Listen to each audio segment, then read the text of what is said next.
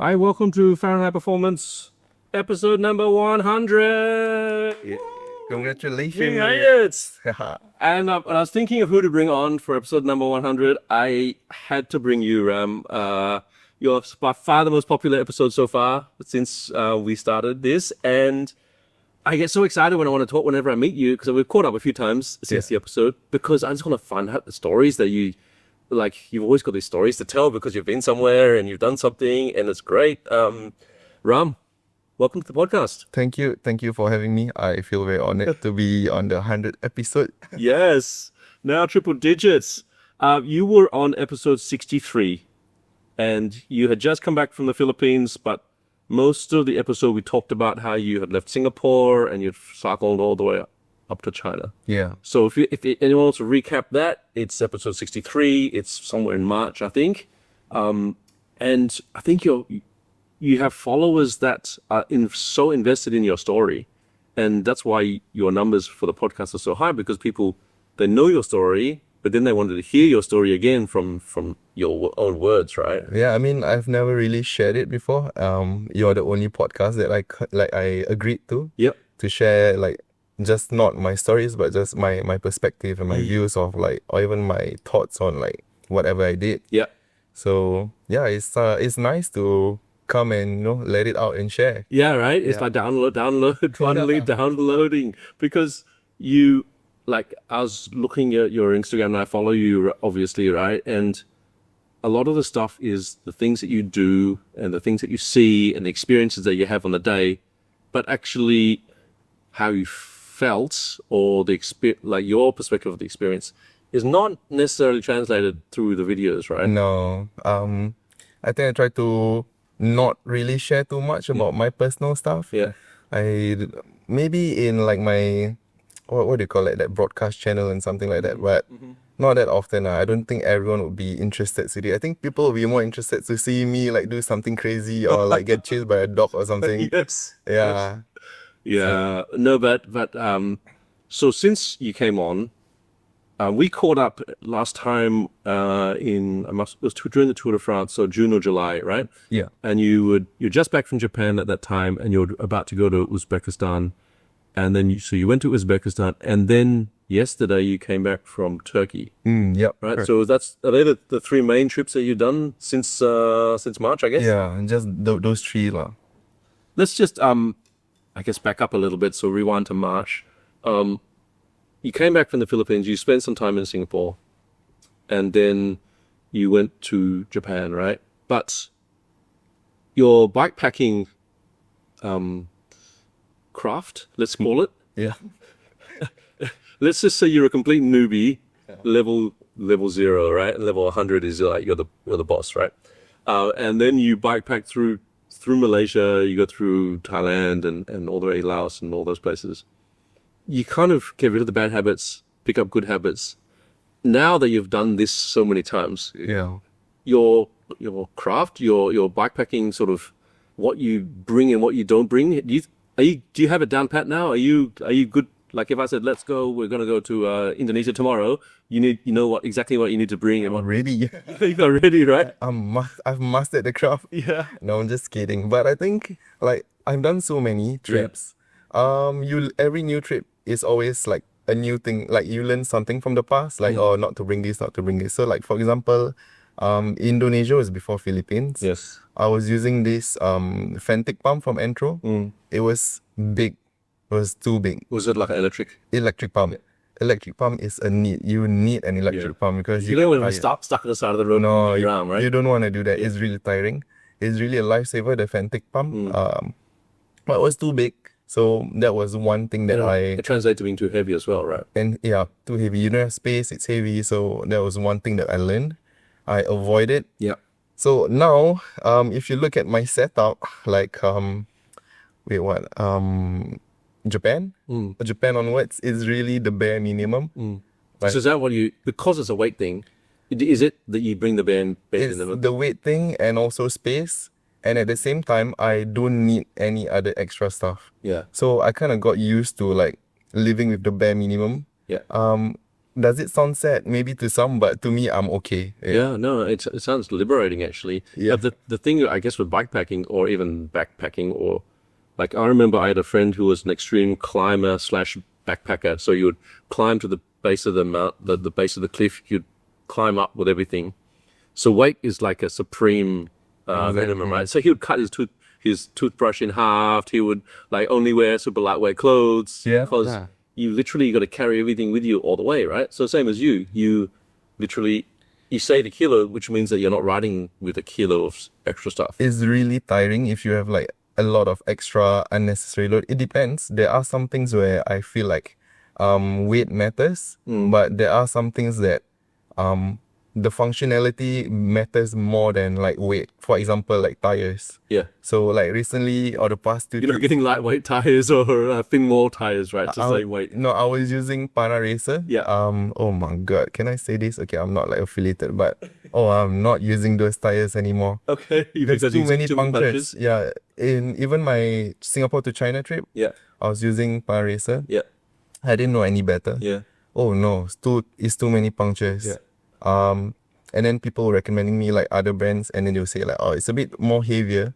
But I think that shouldn't matter. Yes. Yeah, it's a bit heavier, but it will save you a lot more trouble in the future. Are you running tubeless or tubes? So in Japan, I was running tube. And then halfway through the trip, literally both of the valve like kind of got destroyed. I don't know how, like the first 2 km. And luckily there was a nearby bike shop. Yeah. So we went there and they didn't have like the valve and all those extensions. So I was like, okay, let me just do it tubeless. Okay. Yeah. So we changed both tires to tubeless. Yeah. Cycled, came back home, went for a ride for one of the social rides.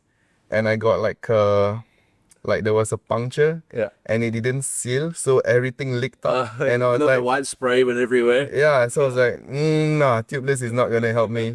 So the front tire now is tubeless. The rear tire is with tube. Okay. Yeah. Okay, gotcha. So in terms of packing for a bikepacking trip, what are must-haves? What are nice-to-haves? And what are you thought are good to haves but actually you didn't actually need? Oh, no. I think the most necessity is your tools, your EPAM. EPAM is such a EPAM, lifesaver. Yeah. EPAM. And I think it's more of like toiletries and all is really up to you. Yeah. For me, I use like those hotel ones. The travel size. Yeah, like the ones that I get in the hotel. It's small, it's light. I just take that. Yep. Now that I know, I learned such a huge lesson. If you're going to cold countries, moisturizer and lip balm. Oh, really? Because you get cracked lips and that's the most important thing now. Like on my list, like I won't go anywhere without a moisturizer and a lip balm. Yep. Because the recent one in Uzbek, I was bleeding in my lips. Because it's got. Do you don't wear like a balaclava or anything? Or? I did, but I didn't have any like moisturizer. Yeah. So it was really dry, and I couldn't smile, I couldn't talk, I couldn't. Yeah, and it's painful, right? Because it's really you got a big crack in your lip. It's really painful. But yeah, I think like in terms of medication, if you're going to somewhere like remote, it's good to have in hand like whatever you need. So you have it like a basic first aid kit. Not first aid, but like the necessity medications like Panadol and all that stuff. Yeah. I rarely use it, but it's a must have. And then like your clothes and stuff. Yeah. So you have like 3 changes of clothes? For my recent trips, only 3. Yeah. So I didn't wear any jersey because it was cool, right? Yeah. I only had like 3 t-shirts and 1 like shell jacket because it was cold. Yeah. And that's about it actually. And just 2 pants I rotate. So you're not even wearing cycling gear? You just... No, I was full on like hiking gear. Yeah, it's just wet because I guess that's a big difference between your last few trips and this trip is that it's been much colder. Yeah, I love it. You like it? Yeah, and the thing is also like I think Central Asia is a bit more conservative, so I didn't want to be wearing like shorts and stuff or like anything too tight in like those places. So show up with your skin tight jersey. Yeah, and then like the old guys with the songkok would look at me like, what is he wearing? Yeah. So I didn't want to like be too striking in that. So I was just using like decathlon pants and like shell jacket. It's so much fun cycling in the cold. Yeah. I think the longer I spend in Singapore, the more I appreciate the cold. Yeah. Right? Growing up in Australia, you dread the winter, you look forward to the summer every year, right? But now I've been in summer for 13 years in a row, right? Yeah. Because I've lived here for 13 years now. I go somewhere it's cold and I love it because it's just a change. Yeah. Right. And it's not something that we ever experience here. I mean, your mood kind of changed too, you know, like you go out like, ooh, it's so nice. Like, Yeah, let me and go you and cycle. can do things and not be sweaty. Like going for a run, for example, you can do a whole run and not even get like drenched with sweat. Yeah, well, I mean, when I was cycling, like it's so different because it's cold. You don't really get thirsty. I mean, you should be drinking, but Yeah. you don't feel kind of fatigued from like all the Dehydrated. sweat. Yeah. So you can still carry on, and it's kind of nice. Yeah, Yeah. it is. It is. So what's something that when you first started bikepacking, you thought, I gotta have this, and now it's not even a consideration? Laptop. You brought a laptop with your first trip? I don't know why I brought it. I think it's normal that if you're doing a first trip, you kind of over prepare. Yeah. Which is totally okay. Yeah. Like it's good to over It's prepare. better. It's kind of good to have more than you need than less than you need. Exactly. Right. Yeah. But I brought a laptop with me. I didn't know why I brought it. I think because I wanted to like plan my routes or like, you know, there's stats I can kind of see and do like better Googling and whatever. Yeah. But I only used it for like Netflix. When I was like eating lunch or something. Kind of do that on a phone as well, right? Yeah. But yeah, I was just like over prepared, you know. It was my first. I was kind of scared. Yeah. What else did I bring? I think if you don't intend to camp or cook, you don't really need it. So you don't bring your hammock anymore? No, because like the recent trips, I know I won't be camping. It's gonna be cold and all that stuff. Yeah. I totally avoided it. Yeah. And then now I have like a tripod with me, like a tall tripod, so I could like take more. Like this sort of tripod over there. Yeah. Yeah. So I put it at my handlebar bag instead of my tent previously. Yeah. And now I can take more nice photos. So I've noticed how well you make your videos now. Comparatively, it used to be something put like your phone on your handlebars pointing to your face, riding through a storm or something, right? Yeah. And now you've got like perspective going around a corner or from far. Do you set that up on the tripod and then you sort of do all this sort of Exactly that. Just one tall tripod, get the shot, and then kind of angle it roughly. Yeah. 1, 2, see, okay, go. It's super tedious. Yeah. Yeah. So but- so you get to a spot where like maybe a hairpin bend on a nice valley or something. You can think, oh shit, this is really nice. Yeah. And then you'll stop and then you'll spend 20 minutes setting up and getting it nice and then take a few videos. Exactly that. I So- mean, like the recent one, I was in Turkey from Sili. I was going down south. It's about 70 km, and it was like there's no one on the road. No, it's just an empty road in the highlands.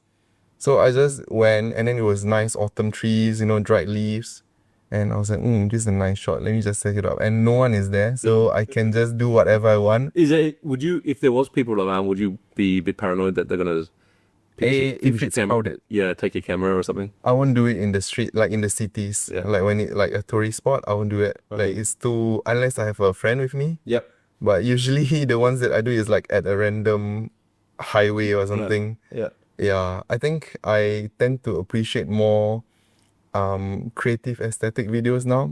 Yeah, no, they totally look much more like the lighting is better, the framing is better. It tells more of a story.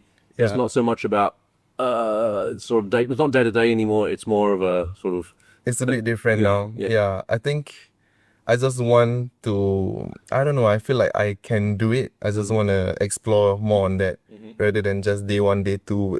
Like, I mean, there's nothing wrong with that. It's just like, there's no meaning into it, I the guess. story is not quite the same. It's a different type of story. It's a different type. Yeah. Yeah. I try to be a bit more creative now, lah. Yeah, it's showing. So in terms of sort of camera and video setup now compared to before, how much are you way more advanced now? Oh, God, it's so many things now. Really, what do you carry in terms of recording stuff with So you? like back then, like my older trips is just my iPhone Yeah. and my 360 camera, Insta360, and that's about it. Yeah. But now I've got my phone, I got my main camera, which is tripod? the tall heavy tripod. Yeah.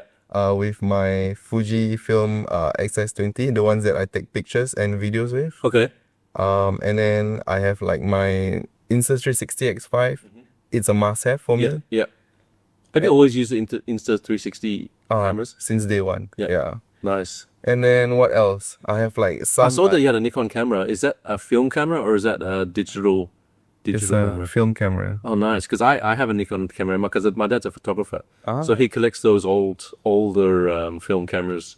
Yes, Super cool. Like before I used the mirrorless camera, I was shooting just with like a film camera. But it was like a not disposable, but like just a point and shoot, right? As a point and shoot, yeah. And I really appreciate films because like you just have one chance to take that shot. And it's very exciting when you develop it and then you wait and you're like, oh, it looks so good, you know, and you don't know how it looks like. Yeah. Like compared to like a mirrorless camera now, I think it's very different.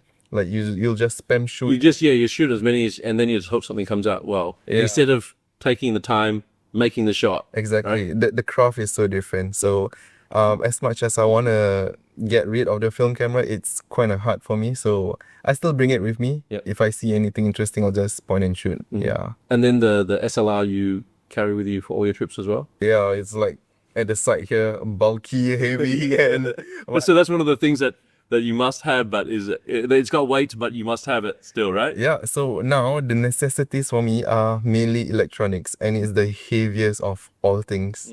Like I have like 4 cameras, 3 cameras and power bank and all that. And if it's film, you got to carry your little tubes of film around with you as well, right? Yeah. Because you got to wait until you get back here before you can develop them, or you got to get at least to back to civilization. But the good thing is, it's just a small light piece, true. right? Yeah. True. Yeah, technology. So many things to bring. So, and then you don't have a solar panel or anything, right? Or like, no. Is it just you have enough to get through one day, and then whatever stop it is, just charge the heck out of everything? I think it's not necessary if you're doing like small trips or like just in like developed countries. Yep. Solar panels is really not necessary unless you go to like the remote places in Australia, like, you know, those deserts. Across the middle of the desert or Mongolia or something like that, right? Where there's like you have to be in the remote areas for 4 days, 3 days. I remember when I was 10, we spent the summer driving across Australia, my family. And there's a point in time when you're driving across where the petrol stations or they're called roadhouses, right? Because it's you can buy food and stuff there as well. They are like 300 kilometers apart. So your car, if you have an older car, can make it you won't run out of petrol between the two, but that's it. There's nothing else. There's nothing else between those two stops, right? But if you're on a bike, 300 kilometers is a long way for a day. Yeah, and you gotta carry like a lot of water and food, and it's hot. And I don't know. I saw somebody. There was one guy. From I don't know where he's from. He did that, and I was a bit like, that's kind of crazy. Yeah. There's a race every year that goes across Australia. Oh, is it? Yeah, oh shit. It's There's a lot of people that are kind of crazy like that. Yeah, that's extra crazy. Yeah. And then one of your most recent videos is about being chased by dogs, right? Oh yeah. And then a lot of your videos are about cats. Right? It's a love-hate relationship between you and cats and dogs and what is it with you with these animals? I don't know, man. I love dogs, man. You do like dogs? I love animals, but it's just these stray dogs are just no. I think okay. So you don't hate dogs. You actually like dogs. I'm okay with dogs. Yeah, it's just those stray dogs. I don't actually hate them. I don't think I'll ever kick those dogs. It's just that they look aggressive. It's like last time when you're riding through like maybe down in Lamppost 1 area or sometimes Crunchy, you have a couple of Singapore specials on the side of the road, right? Yeah. But they're just bigger. And bigger and 4 at a time. And I'm like, oh shit. So initially I was like, I saw one and he was just following me, and I am not new to like dogs chasing me. Like in Thailand, Cambodia, Laos, every day. Yeah. It's every day. So I wasn't scared or anything, but I was just going through, and then suddenly that 4 dogs came out. I was like, oh no, it's like big. This pack now, right? It's big and like it can kill me. Suddenly your heart rate jumps up. Yeah, and then my gears was like stuck. I'm like, oh no, quick. And it goes on and on and on, and it was like climbing. So I was like, oh no. Oh, so they can run at your speed. I don't want to climb, and I'm really tired. I'm not even a good climber. But yeah, these stray dogs are crazy. And then cats, you have cats. You love cats. You seem to make a lot of videos about cats. No, I love cats, man. I have 4 cats at home. So when AirAsia sent me to Istanbul, I was like, did they send the right person? You're about perfect. Everyday cat. So it's not about bikepacking anymore. It's about just sitting and watching cats and playing with the stray cat. Legit though. When I was in Istanbul, I was in Turkey. I only spent like 3 days cycling out of like 8 or 9 days. I think I was there. Yeah. And the rest of the days was mainly cats. Yeah. Yeah, I don't know. I just love cats. I used to have one cat who lived up to 20 years of age. Yeah, so that was really like I kind of grew up with a I cat. had a cat when I was growing up as well. Yeah. And they become part of the family as well, right? Yeah. So I think a lot of people follow your story and live their bikepacking dreams through you, right? Even just now you met my new physio in the clinic here, and he's from Ipoh, and he doesn't cycle. He doesn't know anything about riding, but he knew who you were. He follows your story. When I told him you're coming today, he was like, "Oh, cool! I'll meet him and I'll say hello." It was like, it's crazy. So, let's go through some of your trips you've done recently and how they went and what you sort of got from them. So first, I guess you went to Japan, Yeah. and a lot of people were invested in this story because before you went to Japan, you wrote to your foster family that you stayed with. What's the story behind that? Yeah, so back when I was 11 years old, there was a like exchange program, and I went there and I stayed with this. Like everyone was assigned to like each student to one family, Japanese family. So For how long? we stayed with them for 3 days, 2 nights. Okay. Yeah, so I stayed with this family, and then they were really nice, very loving, took care of me. So they left. Were you learning Japanese at school or anything like that, or what was the purpose of the exchange? So I don't know why my primary school had this like association with like Japan culture and school. Okay. Every year they'll send kids to Japan, and like the kids there will come and we will like host them. I don't know why. I think the principal like Japan or something. But I was there, and then I left, and they made me this like photo journal like of our pictures, like film shots they cut and everything, and they left the address at the back. So fast forward 17 years later, I was like, oh, okay, we're probably gonna go to Japan to cycle. I was like, why not I reach out to them? But there was only like an address and email. Because there wasn't email. Okay. Yeah, there was an email, but I think the email wasn't working anymore. Yeah, it's like the singtel.com emails, right? Yeah.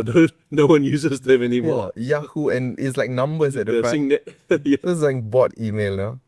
So yeah, I thought it was interesting to just share that moment, you know. Yeah. So I just made a video, just share it online about this reunion. Yeah. I wrote a letter to them, mail it, and then when I reached Japan on day 1, the first night, I got an email from and then they're like, oh hi, we received your mail and letter and whatever. So the previous email that they had was like long dead. No, it's dead. So it's because they saw your new letter and they still lived at the same address. They still live at the same My address. parents. Because I googled the address. Yeah. I looked it up on like Google Maps. Yeah. It looks exactly the same. So I was like, okay, hopefully they still live there.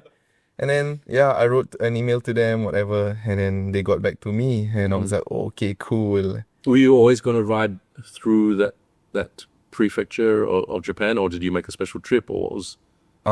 It was Like if they hadn't responded to you, would you still be riding through there and knock on the door, maybe? that was the plan actually. That was the plan. I came to Japan with not much plans. Yeah. Just cycle wherever, and then when I got to know about like reuniting with them, so that was like my priority.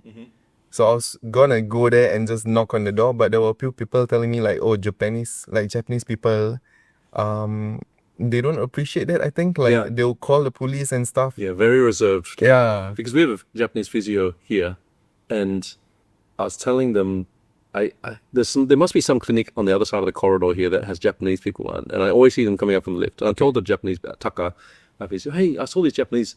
Why don't you just go and say, hello, I'm from Japan too? He goes, no, we don't do that. I was like, what do you mean? If I'm living in Japan and then I've seen an Australian in the lift, I'm going to totally introduce myself, right? Because no, we don't do that. We are not like that. I'm like, oh, okay. Okay. So I guess it's a culture thing, and they're just not. Yeah. Like, it's a bit in your face. Probably. But they said hello. Yeah. Did you have and I guess you had the email one, then it's quite easy to. Yeah, so in the letter I wrote them like my email and my Instagram and everything, just so that they can reach out to me, and they did reach out to me through email. Yeah. And then they were asking me like, where am I, or when am I gonna come to their house and whatever. They still live in the same place. Yeah. So I roughly told them like probably this week that I'll go there, and then we just kept in touch through email while I was still in Japan. Yeah, and I spent 1 month in Japan. Oh wow. My money broke. Right. I came back broke. Because your first trip was 3 months all the way up to China, right? Yeah. This time it's like 1 month in Japan. Wow. I'm in Japan, and if you ask me whether I like it, I didn't like it actually.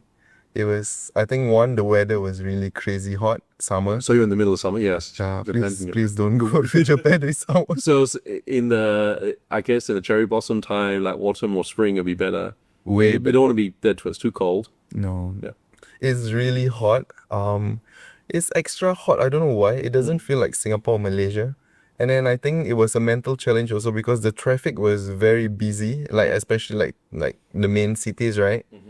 And they didn't have any road shoulder. So it's either you are cycling on the shared lane, or you go on to like the Footpaths. pavement. Yeah. But it's broken, so it's like you gotta go slow and you go in and out, in and out. Yeah. So it was a really mental challenge for me at that time. It's like, oh man, it's not. Were you riding every day? Like so with that family, did you stay with them in the same house for like a few days again? Yeah, I stayed with them like 3 nights, I think. Okay. Good to catch up. Yeah, I was telling them, okay, I'm gonna stay like at one of the hotels like way below, and like, oh, you can stay at our place. I was like, yes, let me stay. I don't want to ask, but yes. Yeah, thank you. I stayed with them for 3 nights, and everyone was still there except the daughter. The daughter was working in the main city, but when I was there, she came back for like I think 1 night or something. Well, that's cool. Yeah, just to like spend time together. Yeah, and they don't speak English, right? Everyone speaks except for the mom. Okay. Yeah, but I had the most connection with the mom. I don't know why. So Google Translate, or what were you doing It's for? just Google Translate and like body language. Yeah. And I think the mom is the sweetest lah to me. Yeah. She really treats me like one of her kid. Japanese mothers are really troopers. Like you see them riding along the streets with like a baby in the front, the bike, and then another kid at the back, and then some plastic sheet over the top with a cargo bike full of groceries, and they're riding through, no complaints. Yeah. Real troopers. Exactly. Well, but apart from like all those traffics and whatever in the weather, yeah, I had a great time with my family over there. Yeah. It was a good catch up to. So where did you start in Japan, and where did you end in that month? So I started in Tokyo. I went to Fuji, and then I went up to Matsumoto. So you're heading north. I was going down. Okay. Yeah. So I was going down, up, and I went back down to. Did you have a Nagoya. plan, or did you just like, okay, this looks good over there, and then it's like dot to dot? Just dot to dot. Yeah. I ended my trip in Osaka. Okay. Osaka was crazy, man. Like now I understand when people say, oh, it's full of tourists and all that. It's really jam-packed with tourists. Yeah, I've been to Osaka before. And I went to Osaka, I was like, okay, what should I do here? I'm not a city guy, I guess. So I was like, what do I do here? You feel a bit out of place when you backpack into a big city. Yeah, so I really avoided cycling in Osaka. I was, by the time in Nagoya, I bought like a raincoat bag. I told myself, no, I'm not going to cycle anymore because it was too hot, the weather was too crazy. I was quite done with cycling in Japan, so I took the bullet train to Kyoto. Okay. Yeah, Kyoto, spent some time there. Very scenic. Yeah, and then went back down to Osaka. Yeah. Yeah. But it was mostly the same style where you would find a cheap hotel or hostel or something, and then you'd Google it the day before. It's still the same. Yeah, I think that's how I roll now. Like, I think, I feel like bikepacking has kind of changed the way I travel now. Like, really, I think the recent 2 trips, Uzbek and Turkey, it was kind of a work trip. And I think the free spirit of like bikepacking is just gels into me too much that I can't do an itinerary anymore. So I'll do everything like last minute. So when I reached Istanbul or Uzbek, on the day itself, they will ask me, where are you going to sleep? And I say, I don't know, I haven't booked yet, I really just, it's the same as bikepacking. I don't plan ahead. once I reach the place, and then I'll start booking. How I feel. Yeah, and it really doesn't matter where I sleep or where I go, because it doesn't really matter to Has me. that backfired on you, where you get somewhere and there's absolutely no accommodation and you like kind of stuck? So far, no. Oh, no. No. I still do a bit of planning. Like, Yeah. I'll just go to that, like Google Maps, that town, and then I'll see if there's any hotels. Yeah. Okay, and then I'll just go there and I'll think about it later. Yeah. But I think if I were to go to random places, I will need a tent or hammock. Yeah, Then I'm okay. Yeah, because if worst comes to worst, you can just I can sleep tent it. anywhere. So, yeah, you can tent it Yeah, somewhere. like in Japan, I did that because I had my small tent with me. So there was a few days where I did camp, a wall camp, but it was cold at night, too cold. Oh, so it's cold at night and hot in the day. Yeah, it was like 10 degrees at night. Yeah. And I was sleeping in my bibs and my So jersey. you don't have a sleeping. You don't. I guess you don't have a sleeping bag. No. because You never use it, and it's one of those extra things that you don't have. Yeah, it's just a thin, non-waterproof tent, and it was raining at night. And I was wearing everything that you're wearing. I didn't sleep the whole night. I slept for like 30 minutes, woke up at 4:30 a.m. sunrise. I was like, no, I gotta go. I gotta go to like a It's petrol. like so much for recovery, right? No. No recovery because you just can't sleep. Stress. Yeah, you're stressed. And then I'll find like a decent like accommodation to like shower and like wash clothes. Yeah. And it feels so good. Like, ooh. So, if you're on a typical bikepacking trip day, right? How much of it is actually riding? Is it like 100 kilometers a day? So at about 20 kilometers an hour, right? So like Depends though. 5-6 hours. Oh yeah, I think I should say this also. I think people tend to think that I cycle crazy distances. I get that a lot. I don't. I don't. It's not like an RTI every day, right? Oh yeah. Yeah, like I think people tend to think like, oh, I cycle like really long distance or I'm on my feet. Or Yeah, you must be so fit and so fast by now, right? You spend so many months training every No, year. I'm not that fit or whatever. I do it for the adventure, not for the miles or the speed or anything. But typically on average, it's about 100 km. Yeah. Usually it's lesser, 70, 80. Okay. 70, 80 is like a perfect distance Yeah. for you to, because I take a lot of videos and pictures, like I do a lot of stops. So I'll take my time. I won't stop for like 10 minutes and okay, we gotta go, no. So you're not very anxious. No. You don't chill. You're the chill bro. I think too chill until maybe people might get anxious. So if you're riding, like a couple of buddies, and you're the chill guy, and then there's one person who'll be anxious. Yeah, I just can't with the rushing thingy, you know, like if I see a Chindle stall, I would stop and like eat and I just Same use way. my phone and like maybe when I feel like going, then I'll go. I won't rush or time it. So let's just go through like a typical day, right? Would you try to do all your riding in the morning, or you wait until the afternoon and you do your riding? You try to sleep in. What would you do? On a typical day, I'll just do it when I wake up, which is usually around 8 or 9. Okay. I'll try to leave by 9 a.m. And you're not setting alarms or anything, right? You're just letting yourself No. naturally wake up. Yeah. And then I'll try to end my day before sunset. Yeah, I try to avoid riding at night, but there are days where I have to ride at night. Yeah. Unless it's a really long day and a lot of climbing, I'll leave really early. Yeah, so I can reach there on time, or I want to take. So then you let's just find your hotel at 6-7 o'clock at night. Then you just shower, wash your clothes, and just chill on Netflix and do your videos and editing and Yeah. seeing if you can or Yeah, so the thing about like bikepacking, I don't know about some other people. Okay, maybe it's just me because I cycle with Alina and she's a different breed. yeah. But That's for- clipped in and free, right? Yeah, clipped in and free. Like on our rest days in La Union, I was so tired. I was just like, let me just chill, And then she was like, okay, Ram, I'm out for my half marathon run. half marathon, just And like then, after riding. Yeah, and then like we just did 100 km yesterday, and then she's gonna do her like a run training. Yeah. And then I told her like, okay, I'll just catch up with you halfway and bring you water and food. Yeah, so she went for a run, and I'm just there like, I'm so tired. Yeah. So basically, when you get to the next stop, you'll just get nice and clean and just chill out and Yeah. just sort of plan for the next day a little bit. Yeah, I'll usually do nothing. Okay, not really nothing. I'll do like my videos and I'll just walk around and explore the town. But nothing crazy, because most of the time I'm really physically tired. Yeah. Yeah.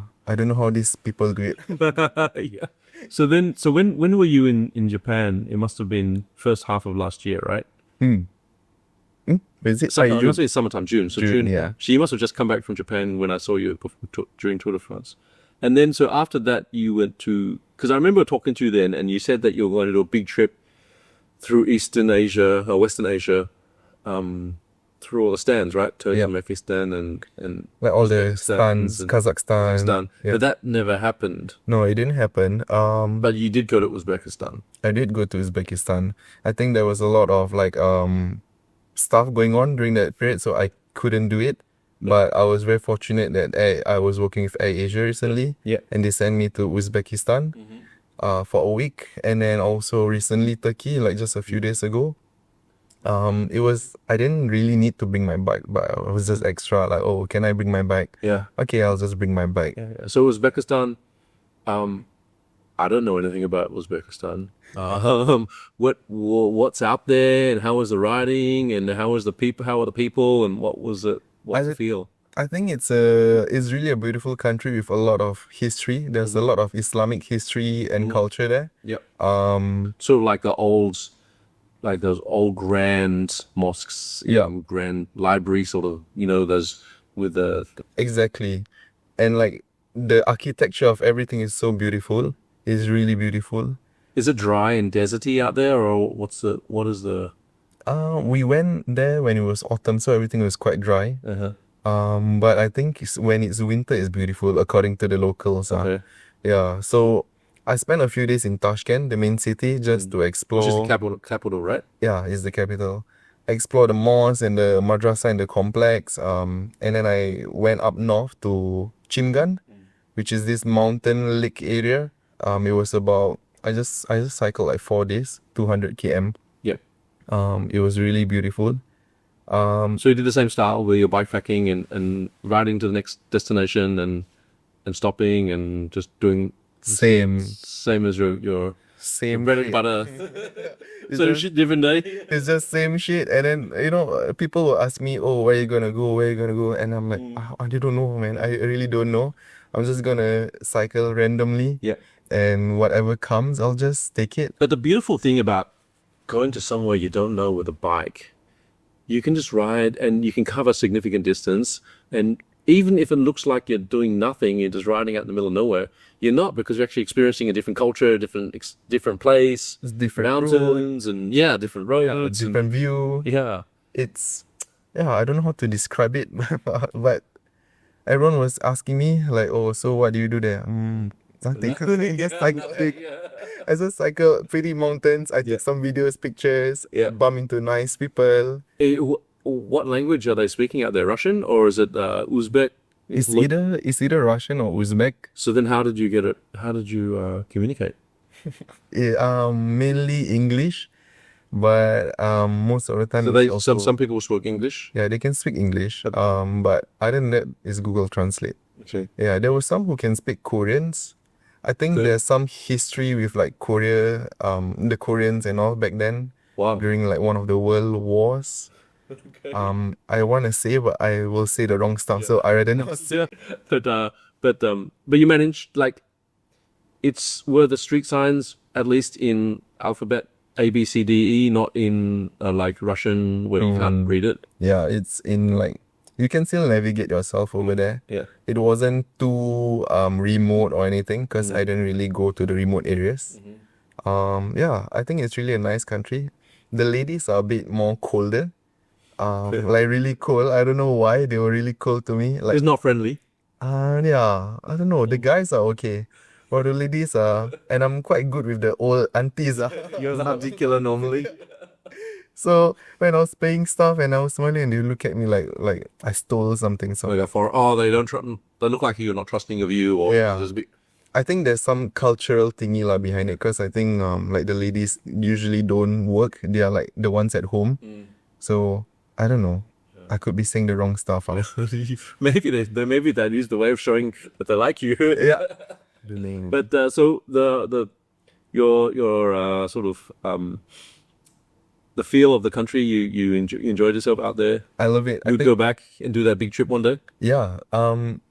because I think I really enjoyed Uzbekistan because it was so different compared to like Southeast Asia, and I've been like craving for that adventure. Yeah. Like when I started my first journey, Singapore to China, every new country was something new because I've never been to all these countries. Like example, Vietnam, Laos, Cambodia. Yeah, and they got a bit more rugged as well, right? Because Yeah. like you're going through Singapore is like a city. When you go through Malaysia, it's also pretty well It's city. still okay. And you speak Malay, so then it's quite easy for you to get through. You go to Thailand, it's a bit harder. Then you to Vietnam and Laos, it's suddenly you're Exactly. So when I covered like all these Southeast Asian countries, Indonesia and all, it came to a point where I kind of got enough of it. Yeah. Like I want to do something yeah, different. it feels like this is your home base, right? And, Yeah.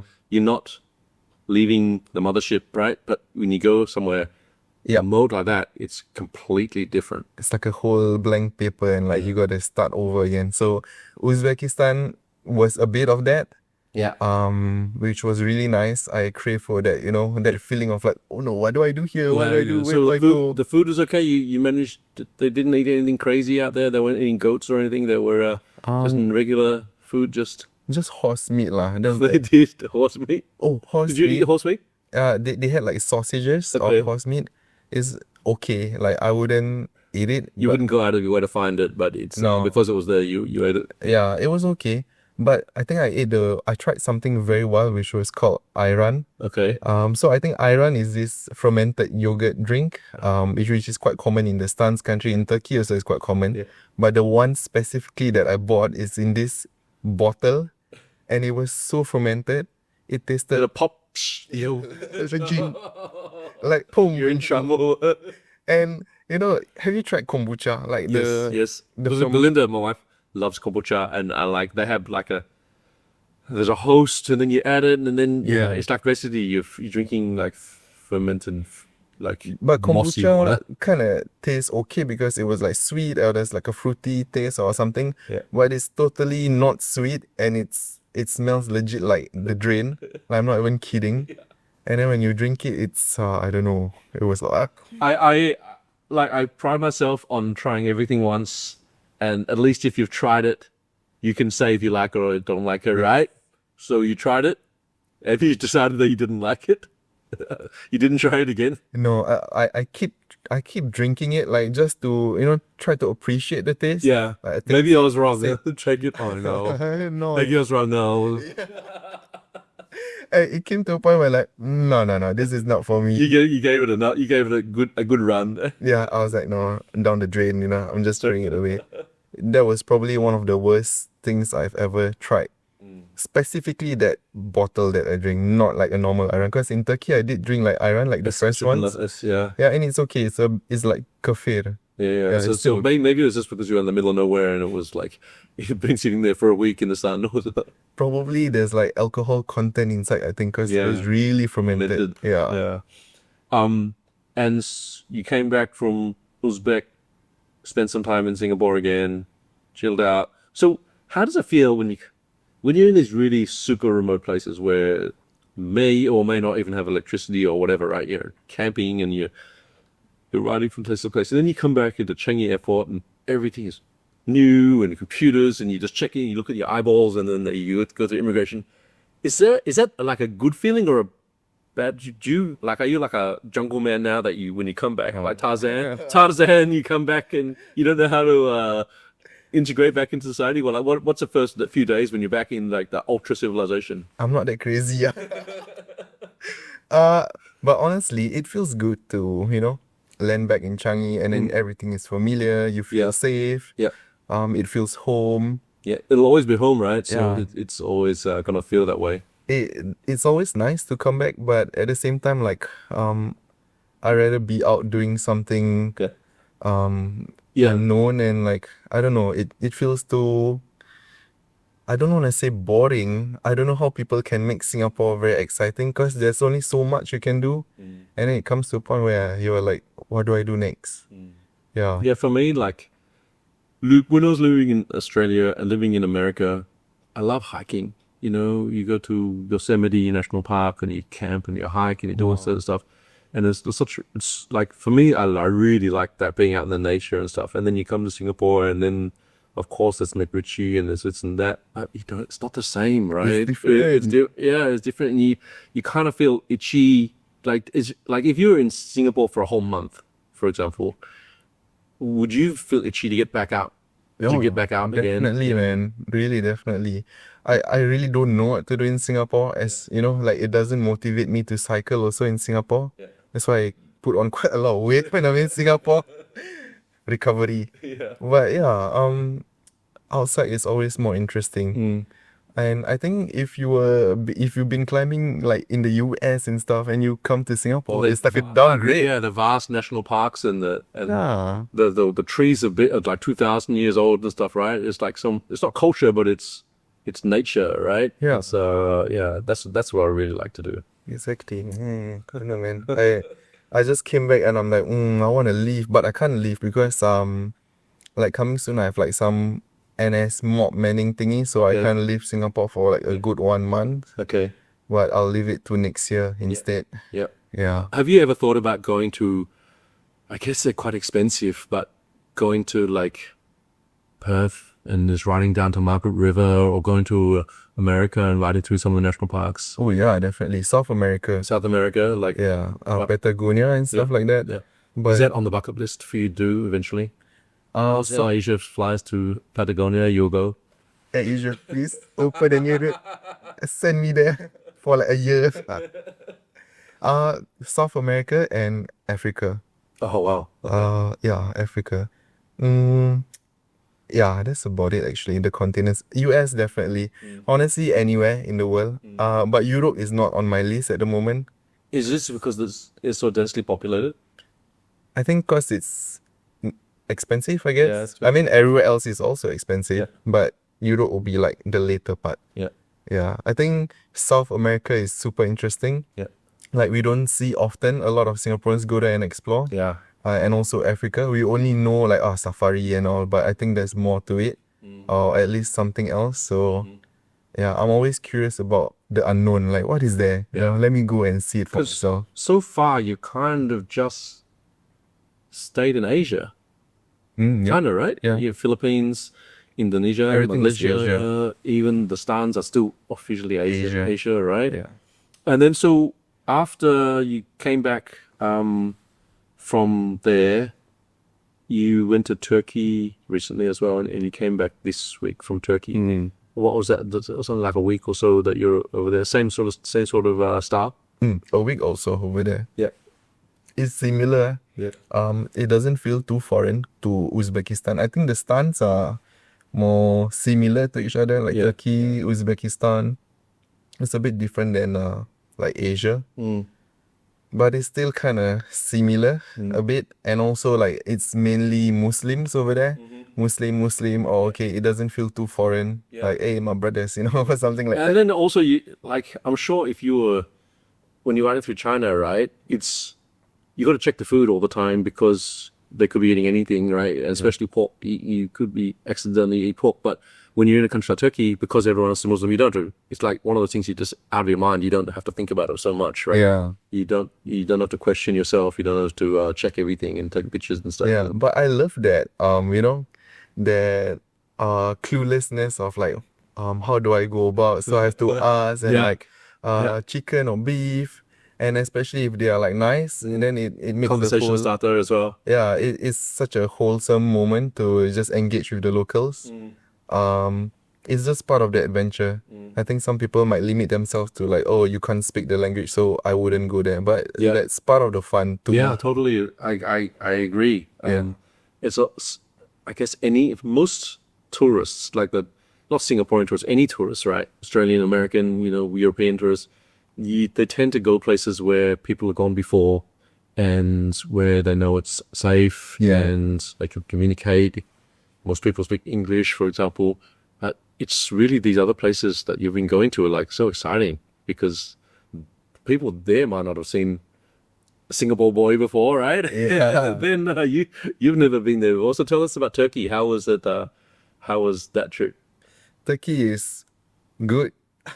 because of the cats. It's everywhere. I'm such a cat. So is it really like a lot of cats everywhere? It's everywhere in the streets, especially in Istanbul. It's like literally every corner. I think the locals. Is it the stray cats, or is it people looking after them, or what is it? They don't belong to anyone. They belong to the streets, but the locals there, they Feed them. They feed them, Okay. yeah. But they don't own them. So I think, I don't think anyone truly owns a cat. The cat will just do whatever it wants. yeah, And if it likes you, it will stay with you. exactly that. But yeah, I do love Istanbul, especially. I'm not a city person. Yeah. Like in terms of traveling, like I rather go to the outskirts. But I think Istanbul was one of the cities that I really love, and I would want to come back again. Because it's a really old city, isn't it? Yeah, and it's really beautiful. Like the buildings, like the streets. Yeah. The food is really good. Yeah. And if I were to if I were to go back again, or if people want to go, I think it's a good place for like a honeymoon place or like a family Oh, really? vacation. Okay. Yeah, because it's like very romantic and like nice. Yeah. I went there alone, so I was like, cats. Cats. Yeah. Bike a little bit. Cats. Cats. That's all. No cycling. So you bought a bike. You bought the bike. I brought my bike too. Initially I didn't want to bring because I was like, Istanbul is so packed and like busy. I did still bring my bike. Yeah. I cycled 3 days only. I went out of Istanbul to this town called Sile. Okay. It was at the Black Sea. Yeah. And then I went down to, I don't know what town was it. It was like 70 km down. And then I went back to Istanbul, cutting through the Asian side and then back to the European side. So this is like a 200-kilometer loop. Yeah, it was about 200 kilometers. Yeah. Honestly, nothing. There's nothing much But it's going also on. part of the fun, right? Yeah. Nothing is something when you're out there by yourself in the middle of nowhere. Nothing is still different than Singapore, you know? Like anything outside there is always different. So it's still something. By nothing, I mean like there's nothing crazy like going on. It's just an empty road. But it's still beautiful because the weather was good. I was alone. No one was disturbing me. It's very peace. Yeah. Yeah. Is that when you're here and there's a hustle and bustle of, you're here, people coming and going, and it's Singapore is such a busy place, right? Yeah. Is that what your body feels like it needs? Is that peace and the quietness? Yeah, I think it's easy for me. It's easy to please me. You give me an empty road, no car, no traffic, just some mountains and Ample nature. water. Yeah, and I'm like, I'm good. Yeah. Like I'm having a good day today. Have you always been that way? Like, or is it?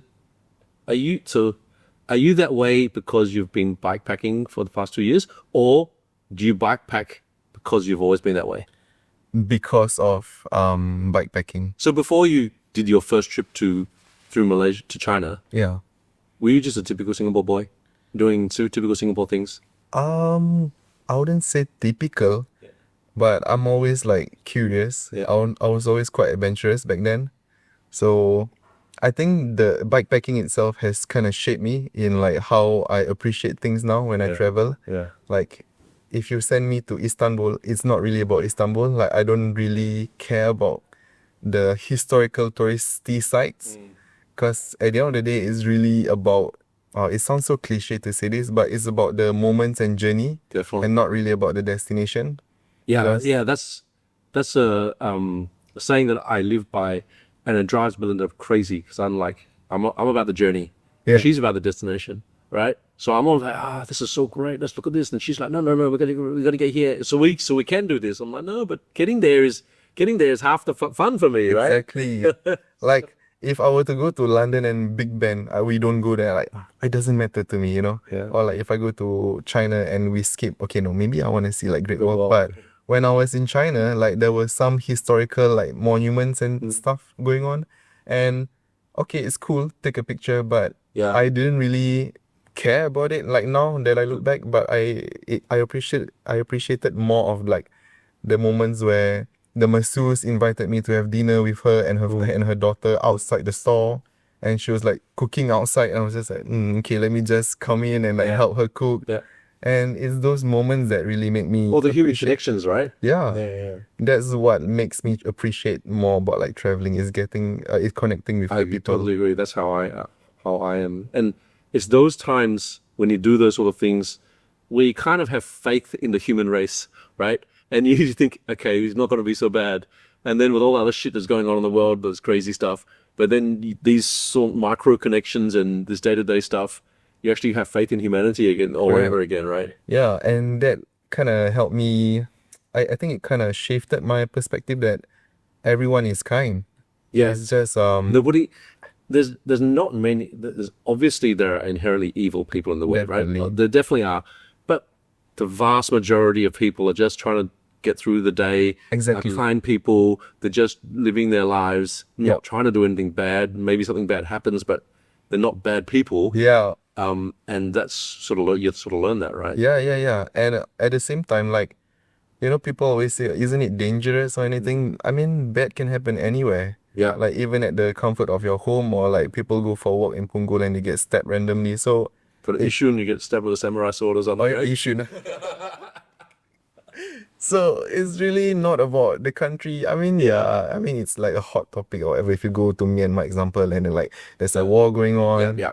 But yeah, I think people are kind, and like danger can happen anywhere, It's if it happens to you, then it's just oh well. Yeah. Yeah. Oh well, not your luck. That's true. So what next for you? Are you on? So now it's like end of November. Are you planning anything between now and the end of the year?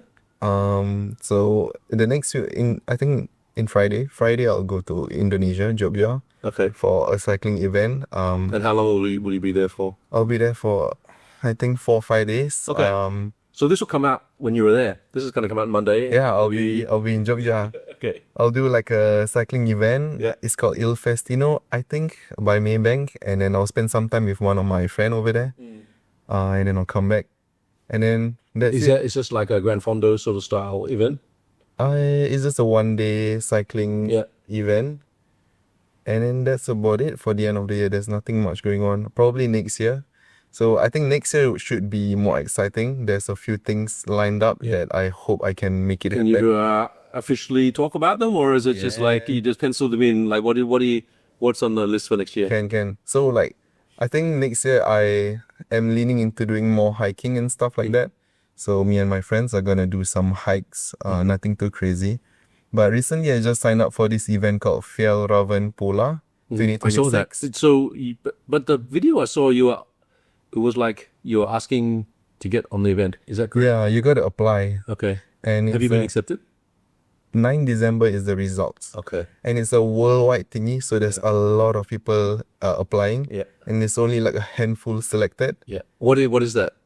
It basically is like a 300 km challenge in the Arctic, where you travel with like a sled dog. Like there's like a number of dogs. Yeah. And I don't know, it sounds so interesting. Is that not romantic, but it sounds so like compelling. Yeah. Right? Yeah. Like, it's something that a Singaporean or someone that lives in Singapore would never get the opportunity to do normally, unless you really go out of your way to find it. Exactly. So, I just saw it like a few weeks back, and I was like, this is really interesting. And I had a friend who's been talking about it, and I looked it up, and apparently back then, like they have it like every year. The previous ones, there were a few Malaysians who were there, and I was like, okay, there's hope. Yeah, right. There's hope. A random Malay boy from Singapore could get selected.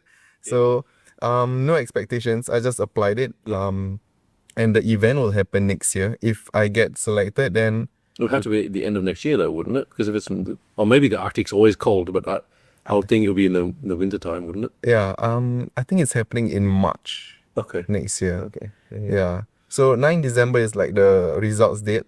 If I get it, then super cool. If I don't get it, then it's okay. Yeah. No expectations here. Yeah. It's not one of those things that it's a bonus if it happens. If it doesn't happen, maybe the following year or something, right? Yeah, maybe next time. Like, it's cool. I don't want to get my hopes too high up, but it's really, I don't know how they select people. It's definitely not based off of like followers and all, and your So it's not the content. most likes for your video is going to be selected. It's like the most compelling story or something, right? Yeah, I think they look at how you carry yourselves in the video. Because even if you don't have an Instagram, they will just tell you can create an Instagram and just post a video. So it's really not about how many followers you have, and also that really doesn't matter at all. And I'm quite excited to like see who is going, Yeah. like representatives from Asia. Yeah. Like even if I don't get it, like I'll be super happy for anyone else in Asia who gets it. Yeah. Yeah, that is one. And the big one would be probably Central Asia next year. I am planning So to that do trip that. that we talked about before, Oh yeah, is going to happen. Like, Yeah. you still want it to happen. I need to make it happen. So Central Asia, when would the best time to go? After winter, winter ends in May, so probably June. But June is already like summertime. Yeah, and according to one of my friends, I don't know if you know SK from Green Bascal.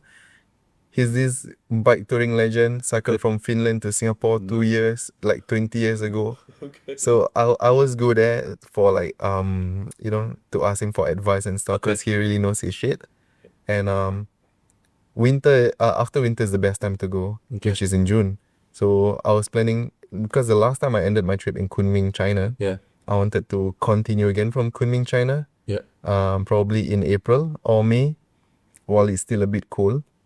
Cycle up to Kazakhstan, Okay. and then that's where I start my Central Asia journey But your journey actually starts in Kunming in Kunming. first, and then you have to cycle up there to the start point. Yeah, probably not the entire length because it's really too long, and I don't want to But spend.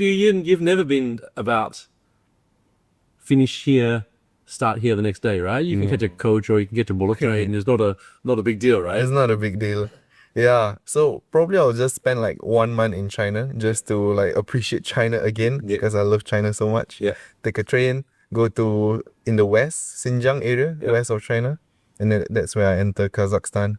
So Kazakhstan, there is this route which is called the Pamir Highway. It starts from Kyrgyzstan. Because all the stans basically, the closest border is Western China, right? They all sit right on just when China ends. All the stans are sort of sitting there, right? Yeah, and the countries are all like connected. Kazakhstan, Kyrgyzstan, Uzbek, Tajikistan. So I'll probably follow this route called Pamir Highway. Okay. It's like a famous route. Cut through all the Stan countries. And then where do I end it? I don't know. So that one I'll think about it later. When the money runs out, I guess. When the money runs out, when I don't feel like cycling anymore, probably it will come to a point. So how long will that take? How long will that take you? I plan to be away for probably 4 months. Oh, nice. That's a Yeah. significant amount of time. Yeah, and I think it'll be more interesting because like all the Central Asia, it's a bit more remote, like places to places. So the whole setup will go back to like the first, like day one setup. Yeah, but with the tent and the With the tent and the panniers, like. oh yeah. So recently I sent back that marine bike, that shitty The bike. marine bike that Yeah, I sent it to Green Bascal because it's like a touring shop. Yeah. So SK did the whole bike for me, which is like ready to go now. Oh, so he tuned it up. He put all the racks on. Better group sets and I used like a straight bar now. Yeah. And it's really ready to go. It's just I gotta put on the bags and just leave anytime. Yeah. So for that sort of trip where it's really rubbed in, you're not going to use the gravel bike anymore. You'd use a mountain bike and just like plod along and. Yeah, because I can foresee a lot of destruction on the bike, and I'm quite ready to just throw it away if it really gets this right. Unless a brand wants to sponsor me a good touring bike or like a gravel with like proper mounts, and I'll be on board. Big 650B tires or something, big Yeah. tires. Like something that can really take the ruggedness of Central Asia. So that will be a long trip next year that I look forward to, and then end it somewhere probably, I don't know, I hope to enter Afghanistan and Iran if I can. Yeah. Those two countries are my... There's no restrictions for Singaporeans to go to those countries, right? No, but you need a visa Yeah. to enter, yeah. And those two are like my goal countries. Oh, really? How come? We don't know much about Afghanistan. Like we only know about terrorism and stuff like that.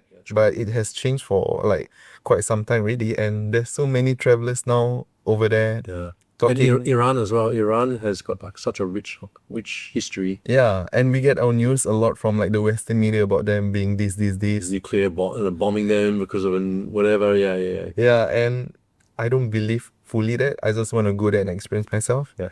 And I hope I can be the one to like go there and like show people like, oh, okay, it's not like that, you know. And then end it somewhere where there's a flight like Air Asia, direct flight, and then like Asia, come help me, pick me up. And then, but June plus 4 months is like, it's gonna be like October. Then your year's done already. Yeah, and then it's such a good timing because like 2026, my reservist is postponed. Like so, there'll be no reservist in 2026. Okay. And that's the best time I can do long term and just go away for a long time, and probably retire from backpacking. After after 4 months on the road, you just want to sit around in Singapore for a while, right? Yeah, not retire. I'll just take a break or something. See what comes my way. I really don't have any plans. In terms of like career or whatever, but my plan is to just explore the world for now. And those two, the Fjordhaven Polar and the Central Asia, that's my main one next year. That's gonna take a lot of your time. Yeah, and I'm quite excited to be away from like just get lost and just go random places. You come back with a big beard or something. I'll probably come back like really skinny. Like back then when I came back from China, I was like really skinny. Yeah. And then I put on so much weight in Singapore. But yeah, I'm looking forward to Central Asia. Hopefully, if the finances are all set, then I just gotta leave. That's all. Yeah. Just go and make that first step, right? Exactly. Yeah. Last time we talked about your Instagram username DHNRJB. You'd write it down. I had to write it down.